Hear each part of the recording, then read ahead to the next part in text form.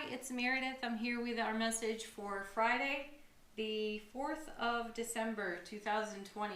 We're using our gorgeous Bonefire Tarot for the message today, and yeah, you can see we had a shuffle bonanza. Let's get into it. Our cards from the bottom of the deck, these are cards that represent the energy atmosphere of the day, how it's charged, how we, or rather what we might be encountering. All right, our first card is Hello Scorpio, the Death card. Well, transformation. I'm happy to see the card. I'm always happy to see the Death card. It's a simultaneous ending and beginning. This is, let's not even take that lightly. I know we say that every time we turn the card over, but really contemplate that today. What does it mean for you to simultaneously experience a new beginning, a fresh start, while something comes to fulfillment, satisfaction, and completion? What does that actually feel like for you? Intuitively, it feels like a big deal within inner self-reflection, within self-relationship. And the Death card is one of those heavies in tarot. You know, most people see this card and they gasp and there's fear. And let's move past that. Let's go way deeper on the card itself. There are many kinds of energetic deaths. So what is passing off your foundation? What's no longer of service to you when you see the Death card? And what has been replaced that is in a completely different frequency and in a completely different celebration of life experience? So when I see the Death card, it is, you know, it's big doings in tarot. So there's some big doings unfolding for you. You know, we may be considering, when we see the Death card, putting an end to something that's, you know, long been comfortable to us, has provided a lot of joy. There can be a bittersweet energy when we see this card. We may have invested a tremendous amount of energy in a friendship, in a relationship, and we're feeling like we don't want to invest as much any longer.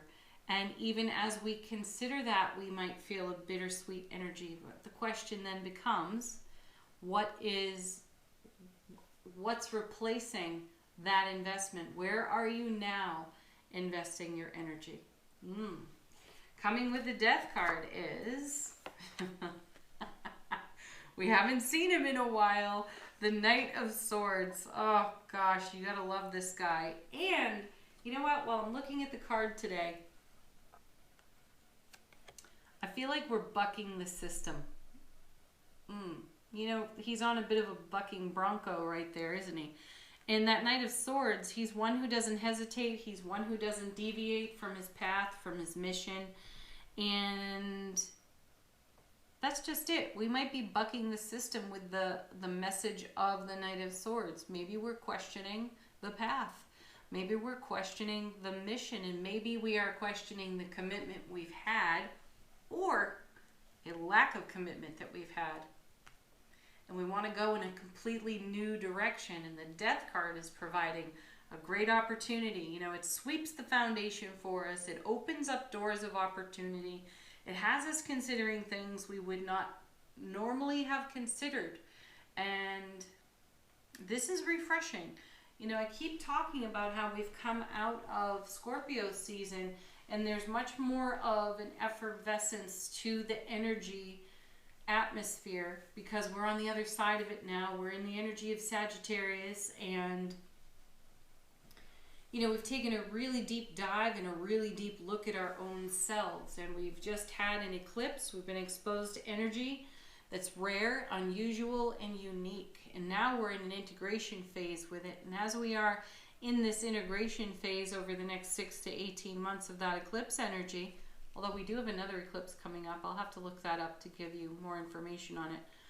But as we are in consideration of all that, perhaps we are challenging ourselves to think, do, be, behave differently. And then coming right along after the Knight of Swords is the Chariot.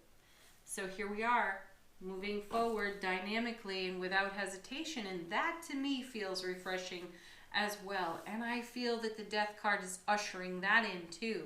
You know, if we're challenging our thought process, if we're challenging our comfort zone and saying, you know, I've invested so much energy in X, Y, or Z, now I want to branch out a bit and take that energy that I've invested and invest it in a more expansive way. Death card at work, absolutely. And the universe, the energy atmosphere is supportive of moving in a dynamic way. So let's go. Let's see what's happening. And our first card here is Temperance. Change, alchemy, bringing things together in a way we have not brought them together before. There it is. That's what we're charging toward on our Knight of Swords. And that's maybe not something the Knight of Swords would have done previously. The Knight of Swords would have gone from point A to point B, and now recognizes that some other stops along the way could provide some elements and ingredients that really shake things up in an exciting, happy way, because coming with Temperance is the Ten of Coins.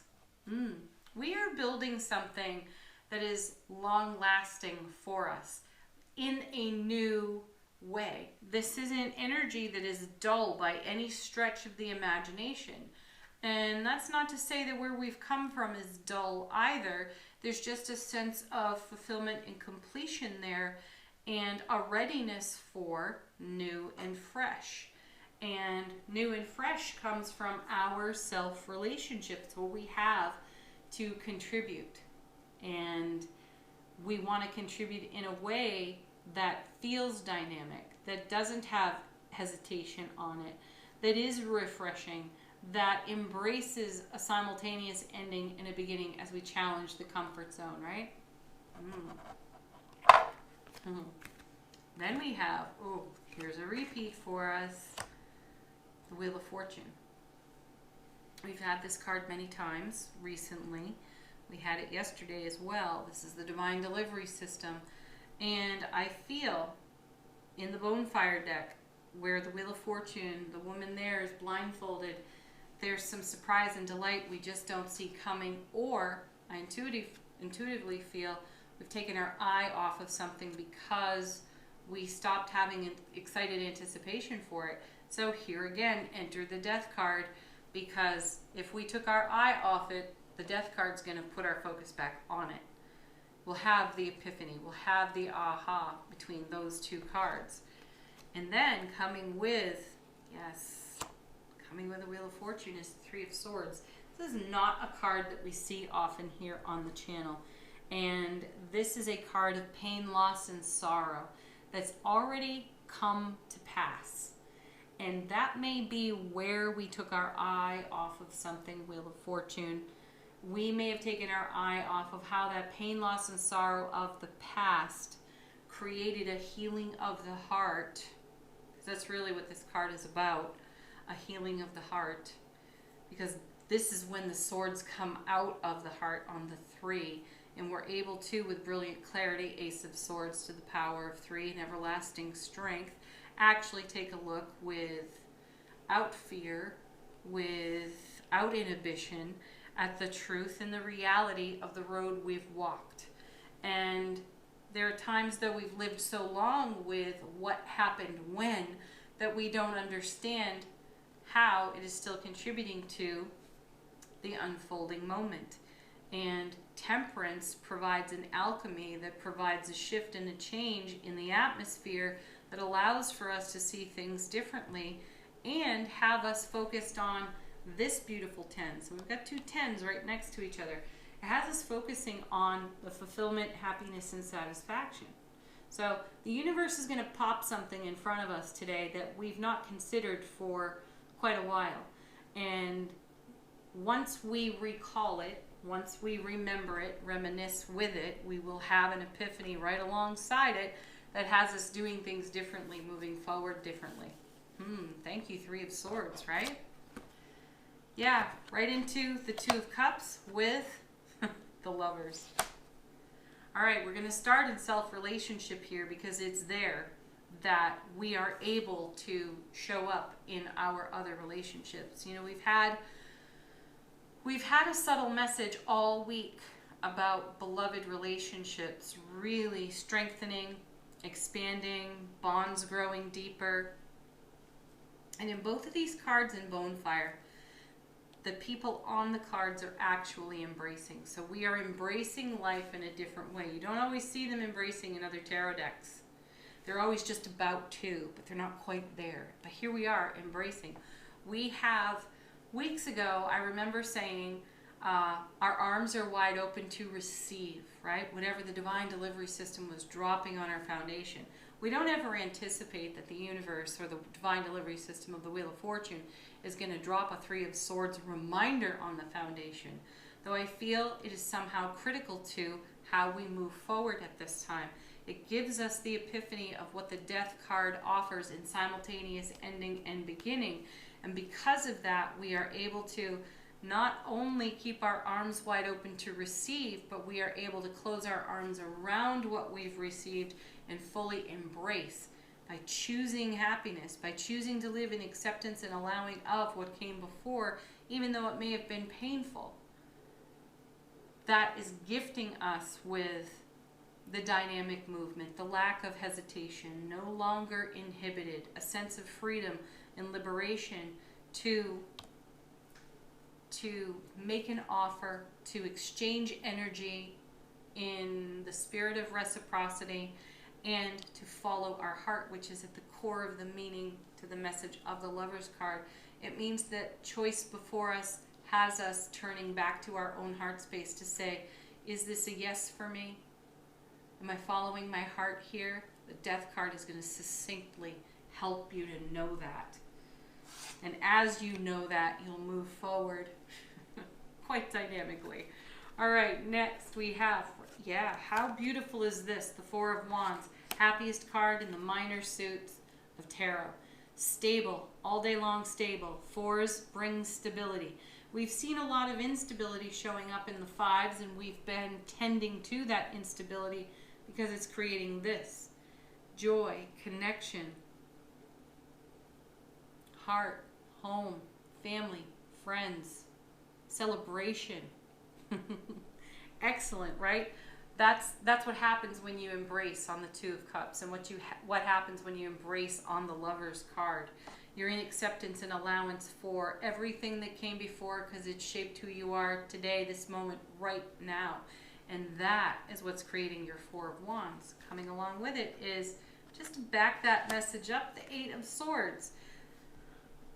So often when I'm pulling, especially in Bonefire, when I pull the Wheel of Fortune, I end up pulling or shuffling out the Eight of Swords, and both of them are blindfolded. So things that we don't see coming, and the mental traps that got created because we didn't see it coming, that created a pain, a loss, and a sorrow in the Three of Swords, that provided us just the right atmosphere to bring in the heavy and move dynamically out of that energy. And that's what I'm seeing here. We're moving out of the Eight of Swords, particularly in relationships. I am feeling that I'd love to see the Justice card. I really would love to see the Justice card here, because that would be us weighing our relationships on the scales of justice and discovering if our hearts are as light as a feather. That's usually what you see on the scales on the Justice card, a heart and a feather. And it's really, these cards are coming together and giving us a glimpse into how we are moving in the present moment, how we are allowing, how we are going with the flow, and what's of value to us. And what is deeply of value to us is the heart of the matter. And are we following our heart? And are we embracing all the goodness that's on offer to us? Ten of Coins. Yay or nay? And do we have the strength? And here's another card with the message of getting to the heart of the matter. This card is all about our courage and our vulnerability. It is maintaining our wild and free spirit, not compromising it. Mental traps would have us compromising our wild, free spirit, and that may be how we are weighing out things on the scales of justice. Does this support and celebrate my wild, free spirit? Yes or no? Because we're not wanting to come to the present moment holding back any of who we are. We want to bring the whole deal. So it's exciting, it's rewarding, and it is fulfilling, and it will separate less than desirable energies. It will move them off our foundation. Again, death card. And it will keep us in a realm where we stay in the embrace. Look at that.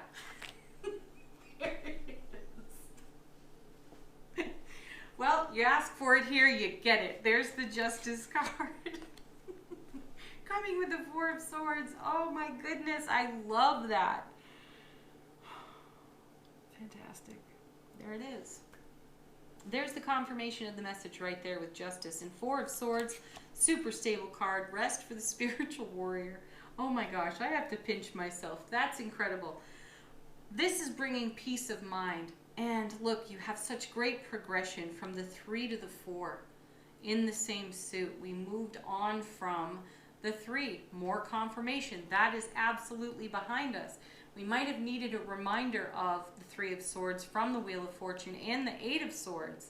But the reminder is such that it brings us the stability of these 2 4s on either end of this row of cards and reminds us how we are moving dynamically forward in the spirit of endings and beginnings while consistently choosing and maintaining our heart space.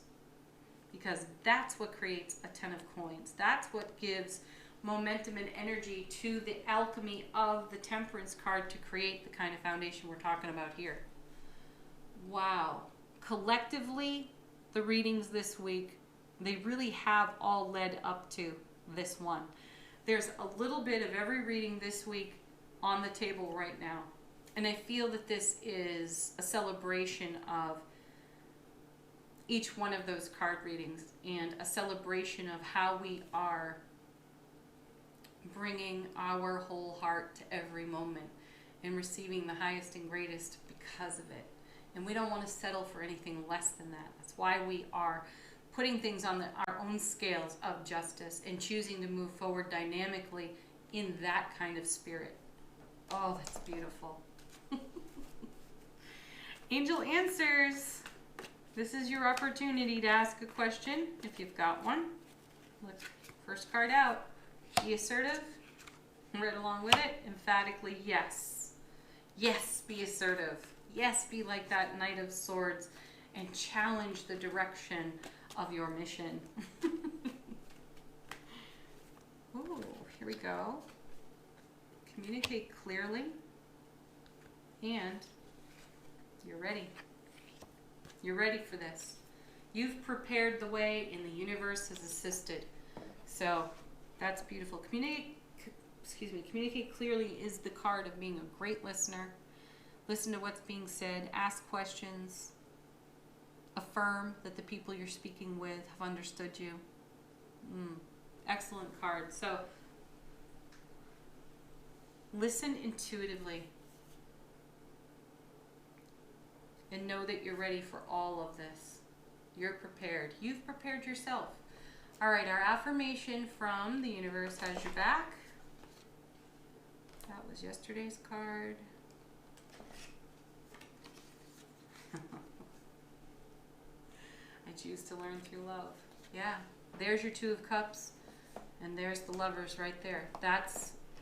We've chosen to learn in a loving way, which healed our 3 of Swords, which healed our 8 of Swords, which brought us peace of mind on the 4 of Swords, which has brought us to a very strong point within our own heart space to ask ourselves, is this loving? Is this for my highest and greatest benefit? Yes. Am I ready for that? Yes. Can I be assertive with it? Absolutely. Have a beautiful Friday, everybody. Peace, love, joy, blessings to each and every one of you. Namaste. See ya.